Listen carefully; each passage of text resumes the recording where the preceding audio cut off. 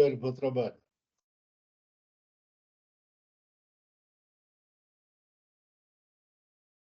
A gravação foi iniciada. Muito obrigado, Hélio. Muito bom dia a todos. Hoje é dia 12 de abril de 2023. Estamos iniciando a sessão de julgamento da terceira Câmara Julgadora do Tribunal de Impostos e Taxas do Estado de São Paulo. Sejam todos bem-vindos. Temos duas sustentações orais. Vamos iniciar pelo processo da White Soder. A doutora Hilda, patrona, está presente. Eu sou relator. Aqui são 11 itens. 11 itens. A decisão ACO, ela julgou parcialmente procedentes os itens 1, 2 e 3, improcedente o item 5 e procedente os itens 4, 6, 7, 8, 9, 10 e 11 do AIN. Doutora Hilda, fique à vontade. Eu já sinalizo que eu vou retirar esse processo de pauta hoje, mas, por favor, fique à vontade. Ok, bom dia a todos. Muito obrigada, presidente, pela palavra. Conforme pontuado pelo relator, nos itens 1 ao 5, se refere a documento inidôneo, envolvendo a aquisição de 3 fornecedoras, são as empresas Transforme, Nova Era e Gênesis. Como é uma questão bastante conhecida dos senhores, eu vou resumir os 3 casos para dar tempo de falar um pouquinho de cada um. Para as 3 fornecedoras, os processos de cassação eles, ocorreram após a realização das operações.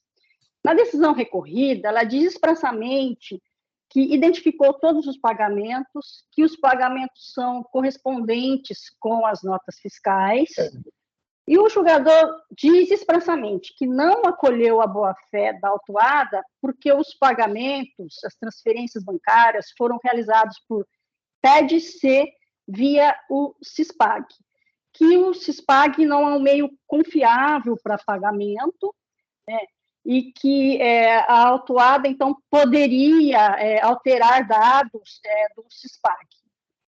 Mas o julgador ele não indicou de forma objetiva qual dado da TED teria sido alterado para não aceitar o CISPAG como pagamento. O TED-C é um depósito em conta corrente.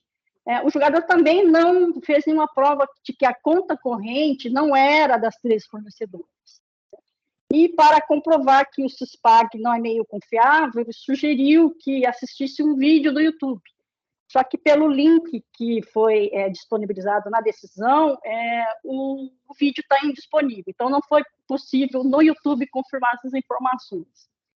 O julgador ele questionou o fato de não ter juntado boleto bancário. Como foi transferência TED, depósito direto em conta corrente, não tem necessidade de apresentar boleto bancário. O julgador ele disse que o autuado ele não apresentou uma declaração do banco para comprovar que as transferências em dinheiro feito pela TED entrou na conta das fornecedoras. O autuado ele apresentou um relatório do Banco Itaú em que está discriminando cada um dos pagamentos. Nesse relatório está indicando o número da conta corrente da autuada, o número da conta corrente das fornecedoras. Nós fizemos uma reprodução no bojo do recurso de todos os documentos, a TED, o relatório, o extrato bancário. Foi um julgador que não verificou esse relatório no processo. A afirmação que não foi apresentado o documento do banco para comprovar as transferências, então ela contraria as provas existentes nos autos. Então, caso Vossas Excelências tenham dúvidas quanto à veracidade desses pagamentos, requer que seja convertido em diligência para que o banco, então, forneça uma declaração expressa pertinente a cada um dos documentos para comprovar o pagamento de outra forma. Então, em relação à empresa Transforme, o mesmo conjunto probatório juntado nestes autos Ele foi acolhido pela 7ª Câmara Julgadora, num auto de infração lavrado contra a filial da autuada, questionando as mesmas operações. O doutor Inácio foi o relator, foi decisão unânime, e acolheu que a relação dos pagamentos realizados por CISPAC, fornecido pelo Banco Itaú, era um documento hábil para comprovar o pagamento. E, no caso aqui dos autos, ele não foi aceito porque o julgador entende que ele pode ter sido fraudado, porque não é um meio confiável o CISPAC. Na mesma decisão, o doutor Inácio disse que na diligência realizada pelo fisco, não consta a informação que o local onde funcionava a Transform era incompatível para as mercadorias objeto da autuação. E que, não tendo prova que o local era incompatível, a prova do contribuinte ela sobrepõe a do fisco. E a mesma situação dos autos. Quero destacar que no PCN está indicando que a Transform teve lavrada contra ela 35 autos de infração de 2009 a 2016. Parte desses autos de infração eles foram lavrados antes, durante e depois da ocorrência das operações praticadas com o autuado. Tem auto de infração lavrado no mesmo dia de emissão da nota fiscal.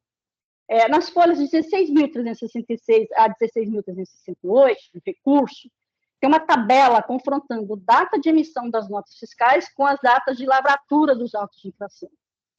Dos 35 autos de infração, 20 deles, após a baixa do contencioso, estavam há mais de 3 ou 4 anos parados sem ajustamento da execução fiscal, que só ocorreu após a apresentação da nossa defesa.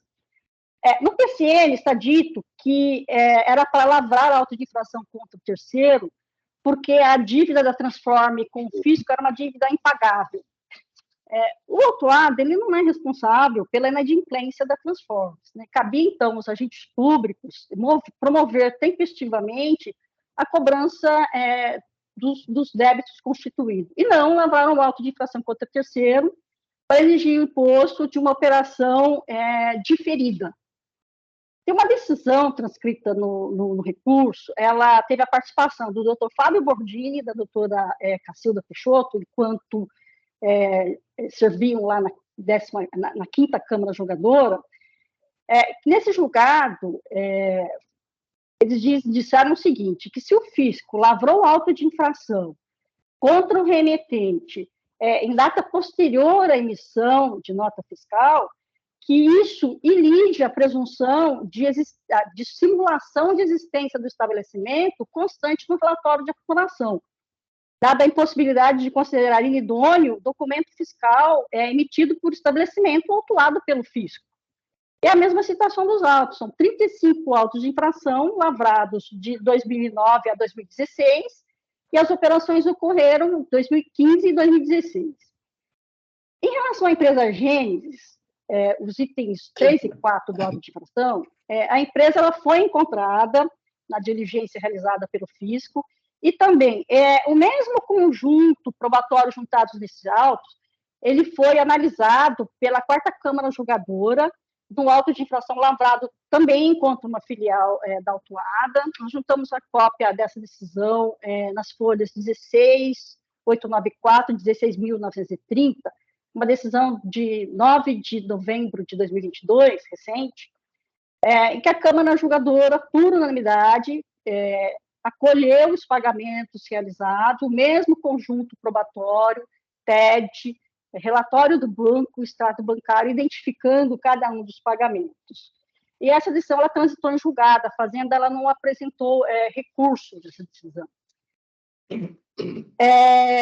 Então, caso Vossas Excelências ainda tenham dúvida quanto à veracidade das TEDs, dos pagamentos, do relatório do banco juntado nos autos, então que converta em diligência para que o Banco Itaú possa fornecer o documento que Vossas Excelências exigirem para comprovar os pagamentos.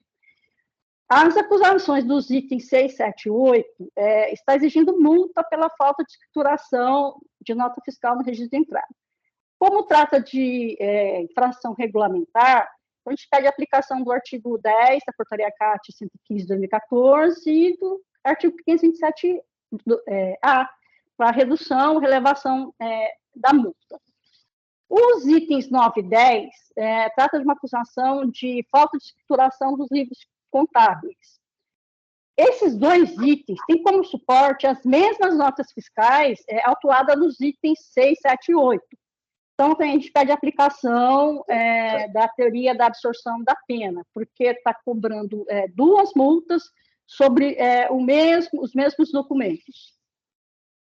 O item 11 é referente à cobrança do ICMS pela emissão de nota fiscal com fim específico de exportação. A exportação ela não ocorreu porque a mercadoria ela foi roubada durante o transporte. A acusação está fundamentada no artigo 445, inciso 2º, parágrafo 2º do regulamento. Mas esse dispositivo é aplicável no caso de remessa para armazém, para comercial exportadora e de remessa para lotes. E no caso dos autos, é uma exportação direta. Caberia, então, a glosa dos créditos, conforme previsto do artigo 67, inciso 1º do regulamento, mas não a exigência do imposto por falta de pagamento. A acusação ela não subsume o fato à norma. Então, nesse caso, a autuada entende que ocorreu um erro de acusação. Então, o item 11 deve ser cancelado por falta de amparo legal. Reiteramos os pedidos subsidiários de decadência relativamente às notas fiscais emitidas em 31/1 de 2015 e 14/2 de 2015, tendo em vista que o auto de infração foi lavrado em 29/6 de 2020, quando já havia transcorrido o prazo de 5 anos, conforme previsto no artigo 150, parágrafo 4º do CTN. E na eventualidade de manutenção de algum item do auto de infração, a gente pede a aplicação da súmula 10 revisada. Em relação ao recurso de ofício, a gente pede a manutenção da decisão recorrida pelos seus próprios fundamentos. Reiteramos todos os argumentos aduzidos no recurso ordinário e nas razões do recurso de ofício. Eram essas considerações que eu gostaria de fazer, fico à disposição para esclarecimento e agradeço a todos pela atenção. Ok, muito obrigado, doutora Hilda. Eu pergunto à doutora Amara, algum questionamento? Não. Muito obrigado. Doutor Bergamini, algum questionamento? Nenhum, presidente. Muito obrigado. Doutor Herbert? Não, nenhum questionamento. Muito obrigado. Representação fiscal, doutor Marcos? Sem questionamento, senhor presidente. Perfeito, eu também não tenho. E, doutor Marcos, tem pedido de sustentação oral da representação fiscal. O senhor gostaria de fazer? Sim, no momento a gente só reitera o nosso parecer em recurso de ofício. Perfeito. Obrigado. Eu só preciso fazer os registros aqui. Um minuto, por favor.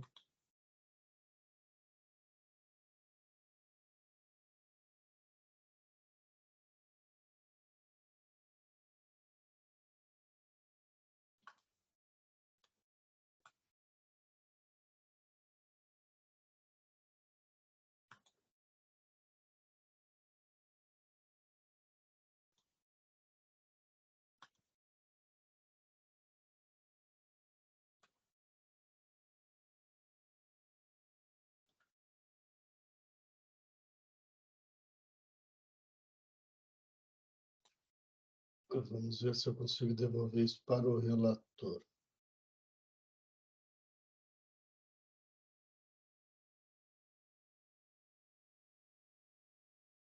Devolvido. Doutor Eudo, então foi devolvido para o relator, esse processo volta em outra oportunidade. Muito obrigado, tenha um bom dia. Muito obrigada, bom dia a todos, boa sessão. Até mais.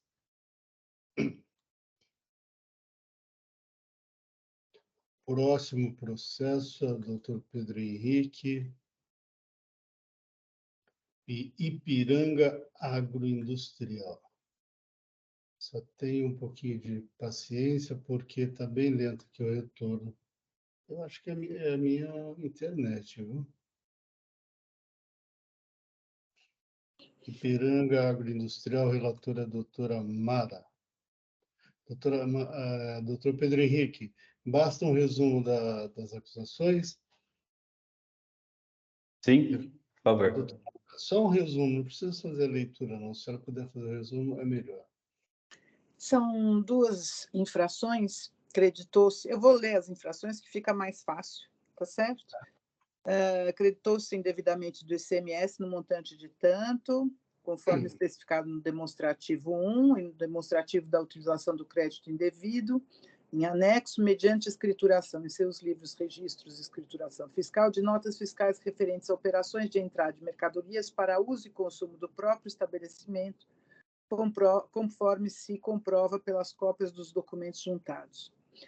E a segunda, também de crédito indevido, no período de janeiro a dezembro de 2017, também pelo registro na FD, relativo a notas fiscais de aquisição de ativo permanente não relacionado diretamente com o setor da industrialização do estabelecimento, conforme se comprova pelas cópias e documentos juntados. Então, são essas duas autuações, tá? Tá. Doutora Mara, é um recurso misto isso, né? Isso, é um recurso misto, parte da autuação foi cancelada, parte não, tá? Perfeito. Houve pedido de sustentação oral tanto da autuada quanto da Fazenda Pública. O doutor Pedro Henrique, por favor, fique à vontade. Mais uma vez, cumprimento os senhores, um bom dia. Doutora Mara, na qual eu cumprimento os demais juízes julgadores desta colenda da terceira Câmara, nobre representante fiscal, senhores servidores, Hélio, muito obrigado pelo apoio logo cedo, e os demais colegas presentes. Como a doutora relatou, são duas acusações. As duas são sobre crédito indevido. A primeira, por o contribuinte ter descreditado, né, supostamente, de bens que são alheios à sua atividade, né? É uma usina de produção de etanol, açúcar e energia. E a segunda acusação é com relação a também o crédito, com relação a bens do ativo permanente, que não teria ligação também com a atividade da recorrente. Preliminarmente, eu trago um ponto sobre a ausência de análise de fundamento da decisão de primeira instância. E aí, doutora Mara, excelentíssimo senhor presidente, não sei se seria o primeiro pontuar essa nulidade para eu prosseguir na sustentação ou o que ficaria melhor para vocês. Eu faço sustentação oral de tudo.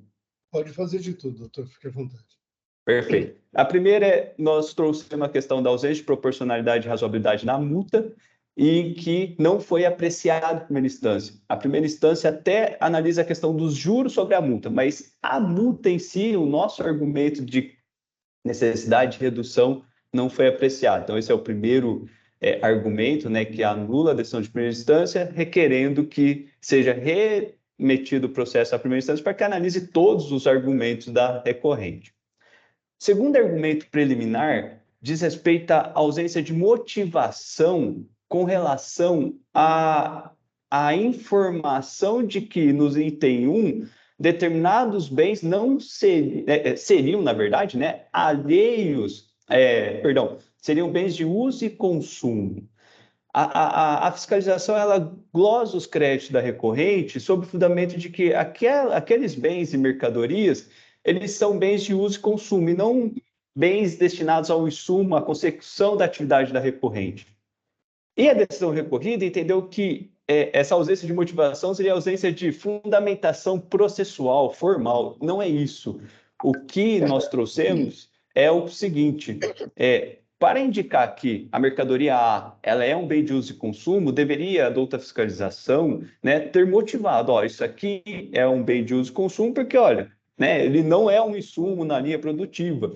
Essa ausência de motivação torna nulo, né, esse lançamento com relação ao item 1 da autuação. E como vocês provavelmente viram no recurso, há precedentes desse tipo. Egrégio, Tribunal de Impostos e Taxas, cancelando, né, autuações como esta.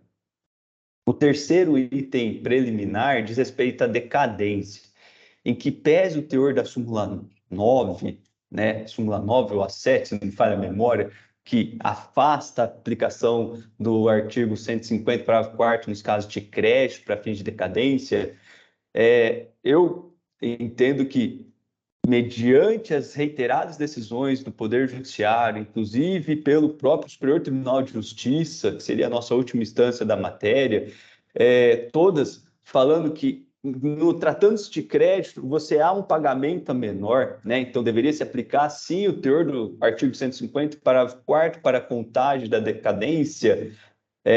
De novo, com todo respeito ao teor da súmula, é necessária a revisão, né, desse teor, porque, assim como foi com relação aos juros, brilhantemente, o Tite fez a revisão, aqui eu trago que não adianta nós insistirmos e batermos e manter a contagem de prazo pelo artigo 173, que, obviamente, será refutado no Poder Judiciário. Então, o auto no caso, em apreço, o lançamento, ele reporta a operações do período de 10 de abril de 2017, né? De janeiro a dezembro de 2017, todo o exercício de 2017. Mas a recorrente foi notificada, né, tomou ciência do lançamento somente em 11 de abril, ou seja, todos os créditos de janeiro a 10 de abril de 2017 foram atingidos, né, fulminados pela decadência, pela contagem do artigo 150, parágrafo 4º. Então, essas são as preliminares e rapidamente passarei pelo mérito, né? Realço que o item 1 acusa a recorrente de descreditar de bens e mercadorias que seriam destinado para uso e consumo. Mas a própria recorrente, utilizando dos documentos esclarecidos da outra fiscalização, as folhas 43 e 50, ela traz, inclusive, uma planilha cotejando, demonstrando que essas mercadorias não são bens de uso e consumo. Essas mercadorias são produto, né, objeto da atividade de industrialização. E, para reforçar isso, traz um laudo técnico, em que pese ser unilateral, mas é um laudo que demonstra, né, que reforça as informações que essas mercadorias são, sim, são insumos para a consecução da atividade da recorrente, né? E a título também de ilustrativo, a própria decisão recorrente traz, olha, como vai falar que lubrificante não é bem de uso e consumo? A recorrente trouxe duas respostas à consulta da respeitável consultoria tributária desta Cefaz, que claramente, neste exemplo citado pela decisão recorrida, autoriza o crédito, né? Eu vou pedir rápida licença para ler. A resposta à consulta fala assim, entre aspas, não se localizou qualquer resposta específica da consultoria tributária sobre o assunto, aplicação de lubrificante e equipamentos industriais. A referência a óleos de corte, no subitem 3.1 da Decisão Normativa CAT 1 de 2001, permite, por analogia, incluir graxas e óleos lubrificantes no rol dos produtos ensejadoras do direito ao crédito. Então, fecha aspas. Vejam, senhores, utilizando o próprio teor da Decisão Normativa CAT, que é vinculada, ainda que por analogia, a consultoria tributária legitima o crédito desse tipo de mercadoria, né, de graxas. Então, vejam que a decisão recorrida, infelizmente, não se atentou não só ao lado, o laudo, ainda que unilateral, mas também as próprias informações lá das folhas 43 e 50 da douta fiscalização e esclarecidas as folhas 45 e 50 pela recorrente, de forma cotejada. Então, vejam que todos aqueles bens são, sim, ligados à atividade produtiva, são insumos da recorrente. Por fim, com relação ao item 2, em que, de novo, que pese haver ausência de motivação para falar que aquele bem é ou não alheio à atividade da recorrente, por isso que glosa-se o crédito do ativo permanente, mais uma vez, a recorrente trouxe todo o detalhamento, todas as informações, comprovando que são, sim, bens ligados umbilicalmente à atividade da recorrente, que são bens do ativo, né? E no recurso, a título de ilustração, traz inclusive imagem do terno de moenda. Como os senhores provavelmente sabem, o terno de moenda é um mecanismo que faz a moagem da cana, né, de açúcar. Como falar que isso não está ligado à atividade da recorrente, que é uma usina produtora de açúcar e etanol, né? Como que é feita essa moagem? Então, vejam, senhores, que há sim todas as provas, a recorrente de forma cotejada trouxe todas as provas de que, tanto para o item 1 como para o item 2, todos aqueles bens e mercadorias estão ligados sim à sua atividade, tem relação, sim, com o seu processo produtivo, o que seja a legitimidade dos créditos que, ora, são questionados. Portanto, espero ter sido um pouco claro na explanação. Fico à disposição também para dirimir eventuais dúvidas e agradeço a oportunidade. Ok, muito obrigado, doutor. Doutora Amara, relatora, algum questionamento ao patrono? Nenhum. Nenhum. Doutor Bergamini? Nada, presidente. Doutor Herbert? Nenhum questionamento, presidente. Ok, eu também não tenho questionamento, agradeço a todos os outros juízes. Doutor Marcos, representação fiscal, algum questionamento? Nenhum questionamento, senhor presidente. Ok, muito obrigado. Doutor Marcos, tem pedido de sustentação oral da representação fiscal, já está registrado. O senhor gostaria de se manifestar? Sim, o recurso de ofício seria só em relação aos juros, adequação aos juros em relação à nova redação da súmula 10. Portanto, a gente concorda com a redução do... Perfeito, muito obrigado. Doutora Amara, vamos ao voto?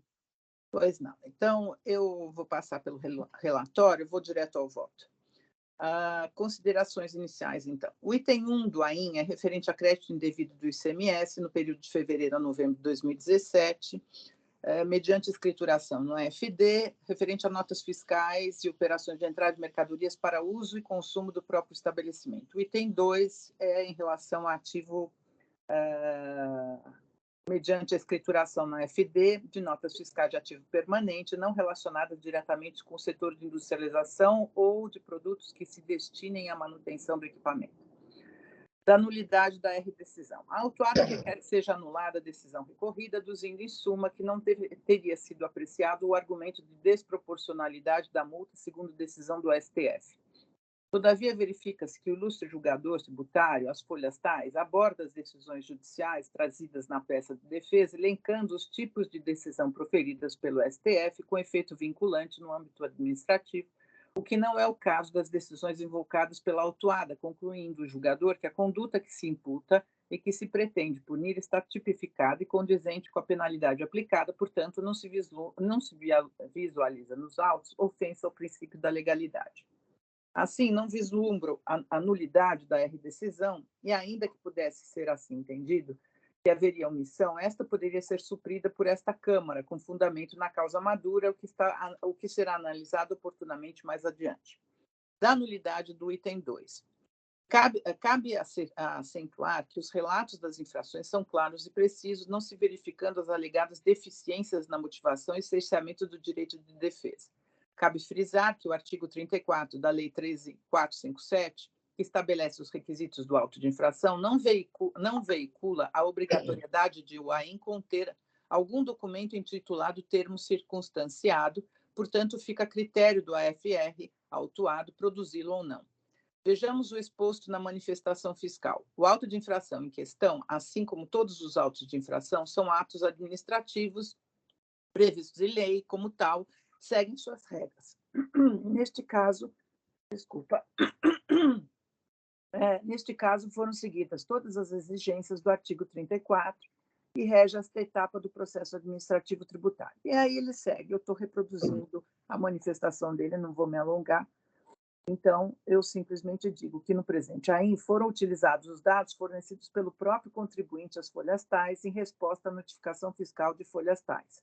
E conforme exposto na manifestação fiscal, as folhas tais, nesses dados foram verificadas a natureza intrínseca das mercadorias envolvidas, sua funcionalidade e, finalmente, foi feita a análise da sua real participação no processo produtivo da autuada, que consiste na fabricação de açúcar em bruto e álcool e na produção de energia, de modo que foram objeto de glosa apenas os bens do ativo permanente não relacionados diretamente com o setor industrial do estabelecimento e os produtos destinados à manutenção de equipamentos. Ante todo o exposto, não prospera a alegação de nulidade do item 2. Da decadência parcial. A alegada decadência com fulcro no artigo 150, parágrafo 4º, não prospera, tendo em vista que a matéria já se encontra sumulada por este tribunal, através da súmula 9, publicada no Diário Oficial, com o seguinte teor: nas autuações originadas de escrituração de créditos indevidos de ICMS, aplica-se a regra decadencial disposta no artigo 173, inciso 1 do Código Nacional. E, neste particular, deve-se observar o quanto disposto no artigo 52 da Lei Verbes. A jurisprudência afirmada pelo tribunal poderá ser objeto de súmula, que terá caráter vinculante a partir de sua publicação no âmbito dos órgãos de julgamento das delegacias tributárias e no Tribunal de Impostos e Taxas, a ser proposta pelo diretor da representação fiscal ou pelo presidente do TIT, e acolhida pela Câmara Superior em deliberação tomada por voto de pelo menos dois terços do mínimo do número total de juízes. Portanto, não há decadência a ser declarada, posto aplicar-se ao caso o artigo 173.1 da súmula 9. Assim, para os fatos infracionais, crédito indevido do ICMS ocorridos no exercício de 2017, o termo inicial para a contagem do prazo decadencial é de 5 anos, e o primeiro dia do exercício de 2018, devendo ser observado também o disposto no artigo 210, uma vez que a notificação se efetivou em 11/4/22, não ocorreu a alegada decadência do direito de o fisco constituir o crédito tributário no período de janeiro a 10 de abril de 2017. No mérito, no que tange ao item 1, cabe inicialmente destacar que, embora haja menção do artigo 20, caput da Lei Complementar Federal 87 de 96, sobre a possibilidade de creditamento quanto à aquisição de mercadorias destinadas ao uso e consumo do estabelecimento, o artigo 33.1 dessa lei já estabelecia na redação original uma limitação temporal, qual seja, de que tais créditos só seriam permitidos a partir de 1º de janeiro de 1998, e conforme exposto na manifestação fiscal e na decisão de folhas tais, esse marco encontra-se atualmente postergado pela lei para o início de janeiro de 2033. A rigor do disposto do RICMES, em seu artigo 66.5, é vedado o crédito relativo à mercadoria entrada ou adquirida para uso ou consumo do próprio estabelecimento, assim entendida a mercadoria que não for utilizada na comercialização ou a que não for empregada para a integração do produto ou para consumo no respectivo processo industrial. Todavia, entendo que os produtos utilizados para a manutenção das máquinas, sua limpeza e seu funcionamento, como no caso de combustível, utilizado em caldeiras, por exemplo, dão direito ao creditamento, dado que se consomem no processo produtivo e são necessários para o seu bom funcionamento. Ou seja, sem eles, as máquinas não poderiam operar, inclusive por questões de higiene e saúde determinadas por normas sanitárias que a própria legislação impõe. No demonstrativo, às folhas 11, observa-se que o material é lubrificante utilizado em equipamento da fábrica de açúcar, assim como agente oxidante, tablete tricloro, dispersante, inibidor de corrosão e microbiocida, utilizados em torres de resfriamentos de água, e coagulante catiônico e carvão ativado, utilizados no tratamento de água. Portanto, apenas o óleo lubrificante, todos os demais estão não apenas o óleo lubrificante, todos os demais estão diretamente ligados com a produção, ainda que não consumidos ou utilizados diretamente como matérias-primas ou produtos intermediários dos produtos em si. Produtos há que, embora insuscetíveis de serem conceituados teoricamente como matérias-primas, são tão indissociavelmente vinculados ao processo industrial que nele se consome, aos quais, por tais características, foi estendido também o direito ao crédito. São materiais que se consomem, sujeitando-se à consumição, vale dizer, se extingue, desaparece, se exaure na produção, fazendo jus nessa condição ao creditamento do imposto. Ou seja, todos esses produtos têm uma finalidade no processo produtivo, garantindo a sua integralidade, e são indispensáveis para a produção do produto final, acabado, pois a água precisa ser tratada para ser recuperada e reintroduzida no processo fabril, por exemplo, o que torna os agentes químicos que nelas são colocados para essa finalidade serem considerados como materiais de uso e consumo que dizem respeito ao processo produtivo e com ele se consome. É requisito do consumo a integração ao produto final ou, ao menos, a absorção, o desaparecimento do material no processo produtivo, que, segundo o meu entendimento, é o que ocorre nos presentes autos. Portanto, entendo que, com exceção dos óleos lubrificantes, os demais dão direito ao crédito, porque são necessários para manter o funcionamento de equipamentos ligados ao processo produtivo como um todo. Em relação ao item 2 do AIN, entendo que ficou caracterizado que os equipamentos utilizados pelo recorrente são ativos que fazem parte do processo industrial, dando o direito ao crédito de 1,48 na forma da legislação em vigor. Todavia, melhor sorte não possuem os veículos identificados pelo autor do feito, como caminhões-bombeiro, BMW 320i, Active Sedan, Doblô Attractive, Fiat Uno, furgões, oficina, Gol City, Grand Cherokee, Jeep Grand Cherokee, Renault Duster.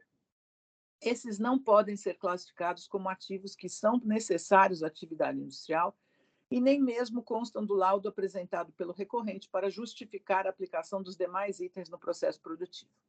Por este motivo, dou parcial provimento ao item 2 para apenas manter a autuação quanto aos veículos, caminhões bombeiros, BMW, esses itens que eu falei, e as luvas industriais, os computadores e as impressoras que servem para analisar o funcionamento das máquinas e equipamentos fabris, assim como a própria produção, são ativos ligados à produção e, portanto, dão direito ao crédito. Em relação às penalidades, entendo que não há que se falar em confiscatoriedade ou em seu afastamento, mitigação, desproporcionalidade, uma vez que foram aplicados de acordo com a legislação em vigor. Não foi revogada ou considerada inconstitucional, não cabendo a este tribunal julgar a legalidade ou a inconstitucionalidade das leis. Por este motivo, conheço do recurso ordinário, posto que tempestivo, e no mérito dou-lhe parcial provimento para cancelar o item 1 e manter parcialmente o item 2 apenas em relação aos materiais e ativos indicados, ou seja, caminhões, bombeiro, BMW, Active Sedan, Doblô, Fiat Uno, furgões, e as luvas industriais. No mais, quanto à parte que deu guarida à impugnação do contribuinte para a aplicação da súmula 10, a Fazenda pede o desprovimento do recurso de ofício, portanto, baseada ela na súmula que, de acordo com o artigo 53 acima citado, deve ser aplicado por todas as esferas judiciais. Desta forma, improcede o recurso de ofício, devendo manter-se a decisão recorrida. É como voto. Agora, deixa eu só ver se eu não fiz uma bobagem aqui. Doutora Amado, na emenda também, coloca recurso ordinário parcialmente provido. E no terceiro parágrafo, depois do mérito, na penúltima linha, você tem que colocar com exceção do óleo...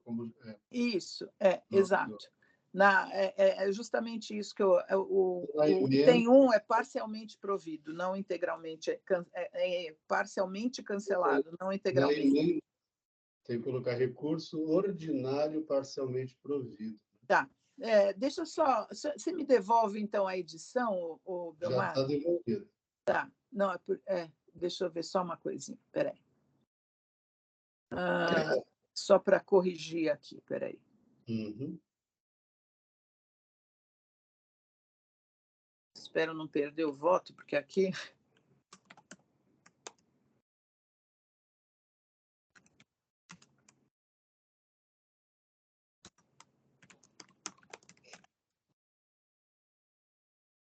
senhora está dando parcial provimento aos dois itens. Aos 2 itens, exato. Então, tem que corrigir a ementa também.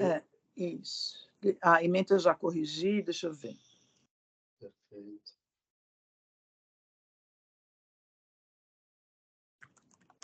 Enquanto isso, eu vou fazendo a discussão aqui com os demais membros, ok? Doutor Bergamini, alguma consideração? Nenhuma. Muito obrigado. Doutor Herbert. Mara, gostaria de parabenizar a doutora Mara pelo voto, doutor Pedro pela sustentação, mas eu queria tirar esse processo em vistas para analisar melhor um ponto. Eu já tenho algumas ideias rascunhadas, já podendo pautar na nossa próxima sessão. Perfeito. Doutora Mara, a senhora Pronto, fez... eu já registrei e já corrigi. Perfeito. Doutor Marcos Sacuma tem o pedido de sustentação oral, né? Já falou. O senhor tem algum questionamento ao voto? Sim, seguindo aqui o nosso parecer em recurso ordinário, em relação às partes e peças adquiridas separadamente, isso aí há uma decisão normativa, a 1 de 2000, que veda expressamente o creditamento dessas peças. E em relação também ao uso e consumo, esse termo de moeda que, no nosso parecer, a gente abrange também exatamente esse assunto, tá? Nos itens 38,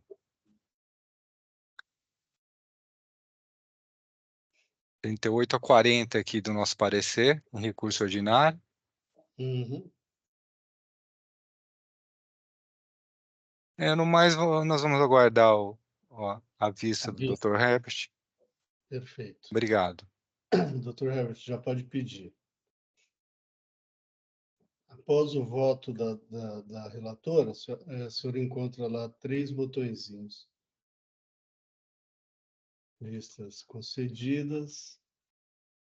O senhor só está nessa Câmara até a próxima sessão, né? Tá, então, eu já vou pedir para já deixar disponibilizado, assim que terminar a nossa sessão de julgamento, para que eu já consiga pautar para a próxima, ok? Perfeito. Tudo bem. Então, o doutor Pedro Henrique, processo em vista para o doutor Herbert, deve ser pautado na próxima sessão. Vai ser no dia 19, ok? Ok. Agradeço mais uma vez a oportunidade, desejo a todos uma ótima sessão de julgamento e peço licença para me retirar. Muito obrigado, para o senhor também, tenha um bom dia.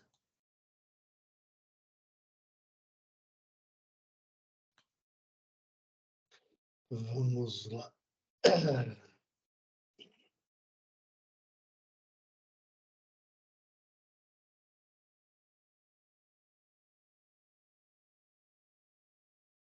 Pela ordem aqui da Câmara, doutor Bergamini,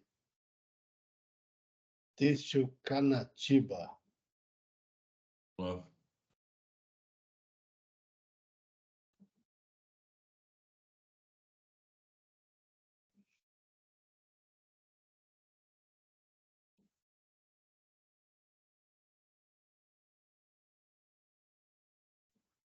você pode me apertar a edição, por favor?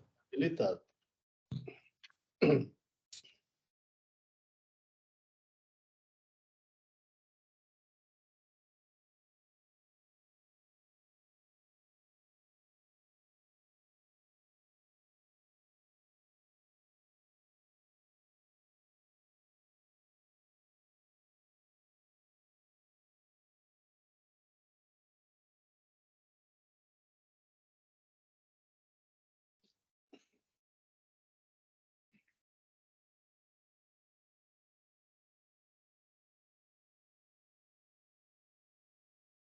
Vou pedir a todos que mantenham o WhatsApp ligado.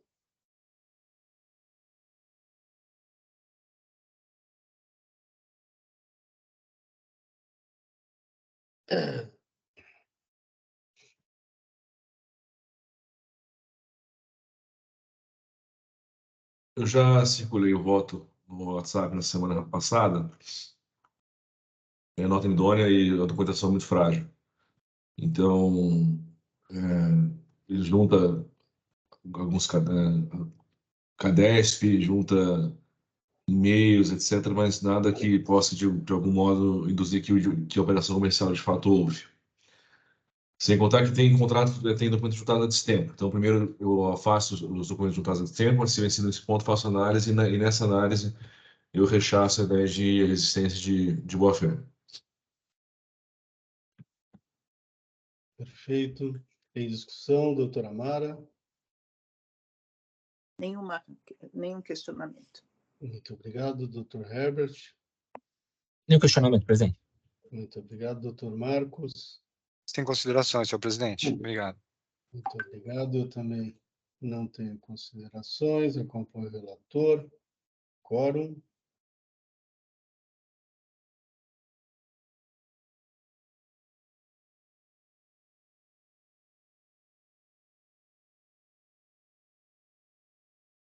Em votação.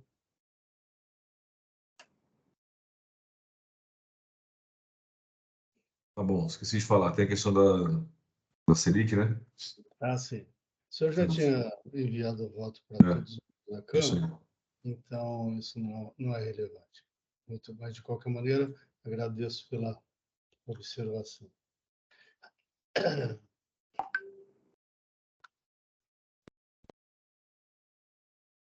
Encerrando a votação. Encerrando o julgamento.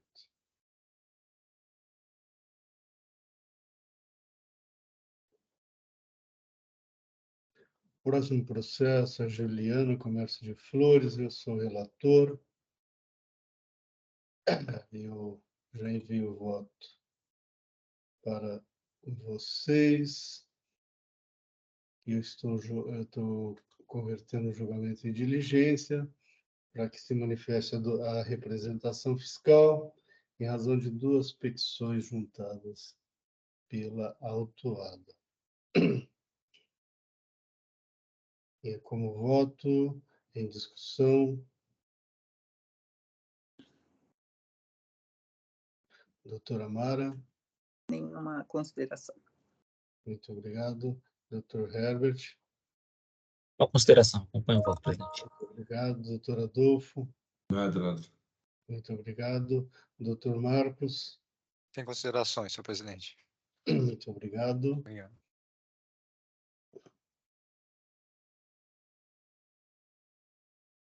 Quórum.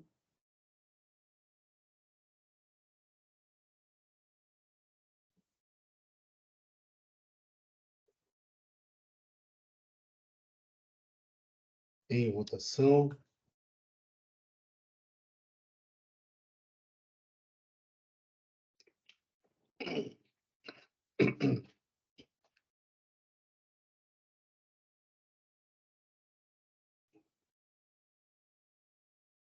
Encerrando a votação. Encerrando o julgamento.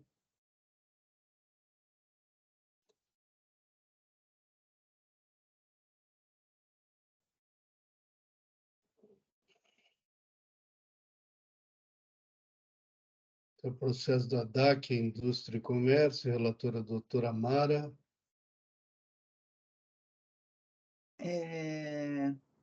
Aqui eu já disponibilizei o voto para vocês.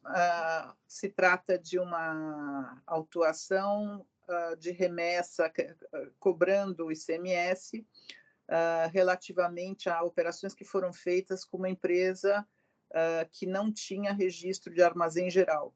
Tá? E aqui, como a Câmara Superior tem entendido que, mesmo sem o registro, se as operações estão efetivamente comprovadas, existiria a não incidência, eu estou convertendo o processo em diligência para que o autuado ele traga cópia das notas fiscais de retorno dessas mercadorias e um resumo de cada nota fiscal de remessa com todas as notas fiscais de retorno para comprovar que efetivamente se trata, né, de uma armazenagem de mercadorias, e então eu estou convertendo em diligência, estou dando o prazo máximo de 60 dias para que o recorrente traga essa prova, e depois, posteriormente, estou pedindo para que o fiscal se manifeste, a outra representação fiscal se manifeste para a gente poder julgar o caso, tá certo? Caso vencido, então, eu dou provimento ao recurso, pelos motivos que eu analisei,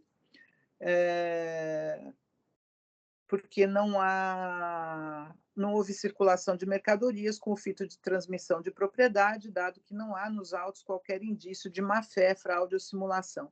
E o fisco não autua o recorrente por simulação de operações, nem acusa de que não ocorreu, de fato, a remessa para armazenamento. Então, isto é, para ser o depósito, apenas questionando o depositário que não possuía registro na JUSESP. Então, é como voto. Eu vou registrar o voto. Ok, doutora Mara, muito obrigado. Doutor Marcos Sacuma, representação fiscal, algum questionamento, patrona, consideração? Assim, o nosso entendimento é que, pelo artigo 2º do RICMES, ocorre o fato gerador na saída de mercadoria a qualquer título de estabelecimento do contribuinte, ainda que para outro contribuinte do mesmo titular. E as não incidência, o artigo 7º, ele trata realmente aqui, na saída de mercadoria com destino a armazém geral ou depósito, coisa que não ocorreu. Então, no nosso entendimento, ocorreu o fato gerador. Então, não haveria necessidade dessa diligência, e, inclusive, eu tenho uma decisão recente aqui da Câmara Superior, no mesmo sentido, que eu vou só relatar aqui a ementa.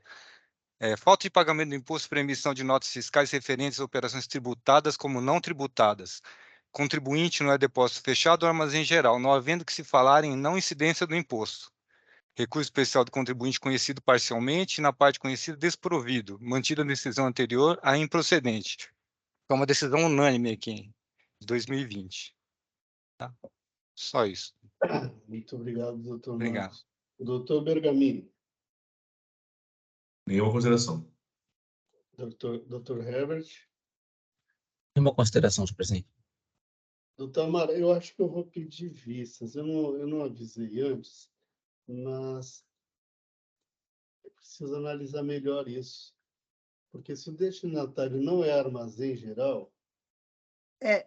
Só uma questão. Eu, além da questão da Câmara Superior, eu juntei várias decisões judiciais, tá? Concedidas em mandado de segurança, tudo. Então, na verdade, eu fundamentei a decisão, inclusive no fato de que não se considera uma operação mercantil, ainda que não seja armazém geral. O que acontece não foi transmitida a propriedade dessa mercadoria. Então, não haveria fato gerador. A saída não é de uma operação mercantil. Então, por isso que eu estou convertendo em diligência para efetivamente comprovar se essa operação é ou não uma operação sem ICMS, né? Quer dizer, como a remessa para feiras, como a remessa para demonstração, quer dizer, são operações que não têm incidência do imposto. Então, embora já tenha julgado de forma diferente, porque eu entendo que o armazém geral, para você fazer uma remessa para armazém geral, existe toda uma legislação, e a JUSESP é um órgão controlador nesse sentido, e que existe toda uma configuração legal para você ser um armazém geral. Eu votava nesse sentido. Vamos dizer assim, a Câmara Superior veio a modificar esse julgamento, pelo menos, e o Judiciário já tem se manifestado nesse sentido. Então, era essa meus esclarecimentos só. Eu vejo que a senhora também já antecipou o mérito, caso vencida na diligência. Então, eu peço vistos e já falo sobre tanto a diligência, sobre tanto quanto o mérito. Ok, Ok? perfeito.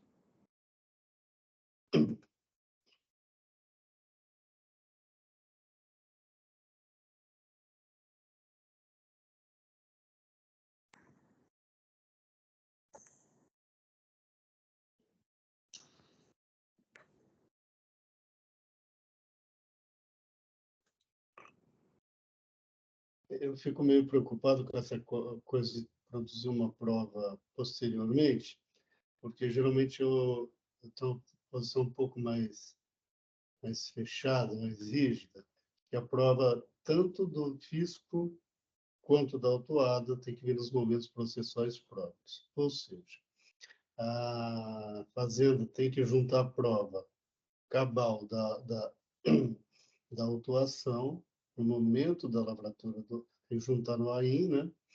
E o contribuinte ele tem que trazer sua prova junto com a sua defesa. Eventualmente, os julgadores, você pode pedir para complementar essa prova, né? Mas, ou seja, é detalhe, ele não pode trazer uma prova nova, ele pode complementar as provas.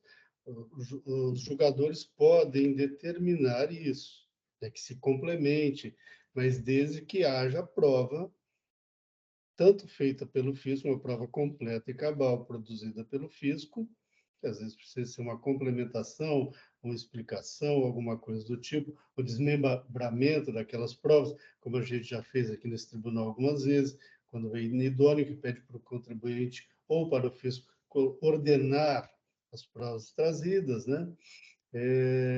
Então, isso é facultado ao julgador fazer.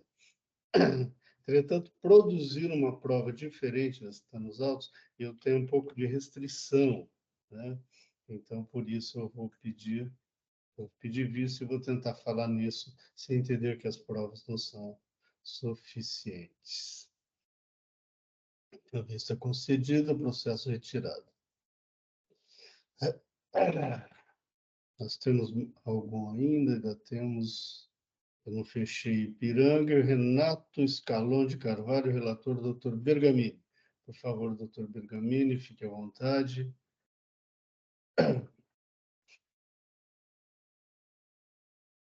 Só um segundo.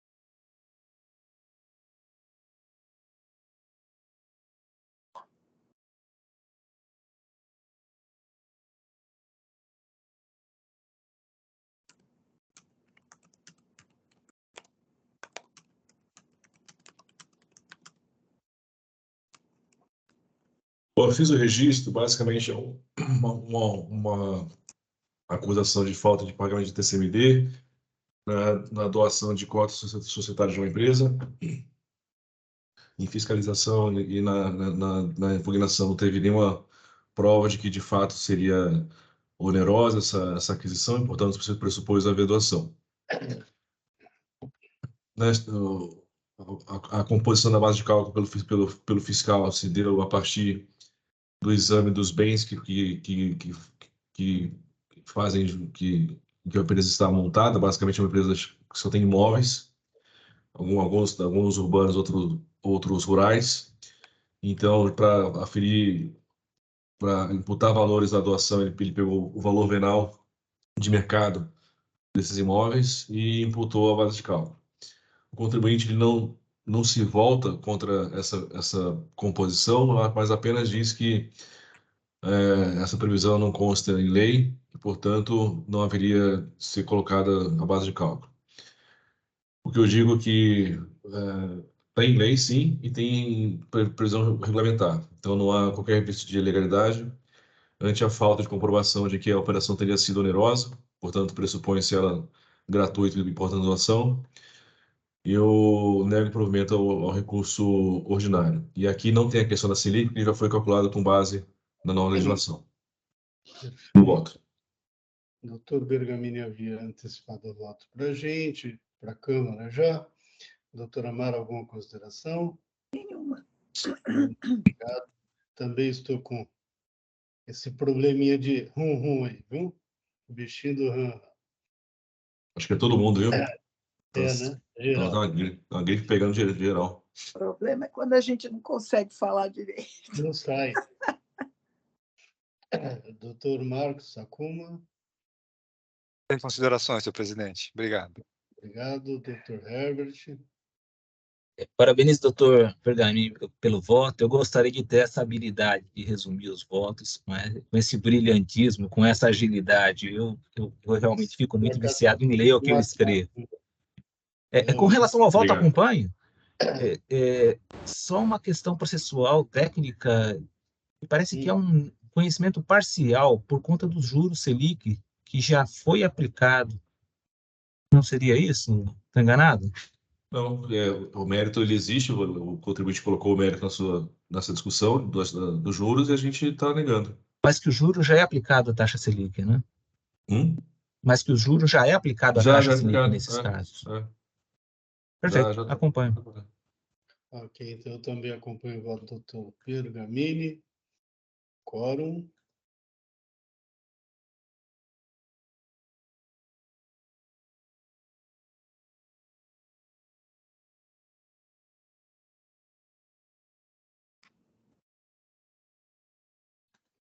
Em votação.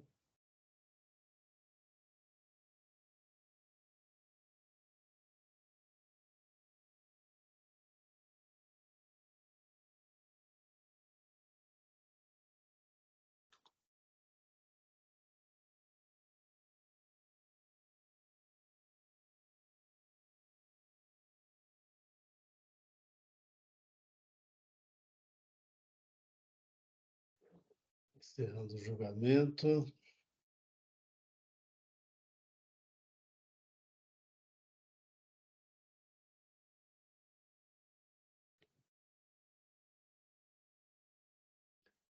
Muito bem. Com isso, concluímos a nossa pauta de hoje. Estamos encerrando a sessão de julgamento da Terceira Câmara Julgadora do Tribunal de Impostos e Taxas do Estado de São Paulo. Hoje é dia 12 de abril de 2023. Muito obrigado a todos que nos acompanharam e até uma próxima. Doutor Hélio, podemos encerrar a live.